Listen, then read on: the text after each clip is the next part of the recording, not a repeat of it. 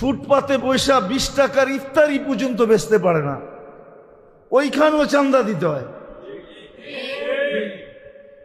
এমন না যে রোজার মাস নিলাম না, গরিব কিছু করে খাক, 2 টাকার সবজি বেচা খাক, ওই জায়গায় ডাব বেচতে যায়, ওইখানেও চাঁদা দিতে হয়।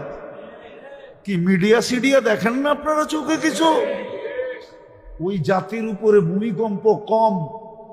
আমি তো বলি উপর থেকে, নিচের থেকে ভূমিকম্প, উপর থেকে পাথর বর্ষিত হওয়া দরকার, তাইলে যদি এই জাতি ঠিক হয়। যাদেরকে জান্নাত দিতে চান, জাহান্নাম থেকে মুক্তি দিতে চান, যাদের গুনাহ মাফ করতে চান, যাদেরকে ইফতারির সময় ডাইকা ডাইকা 70 লাখ মাফ করেন,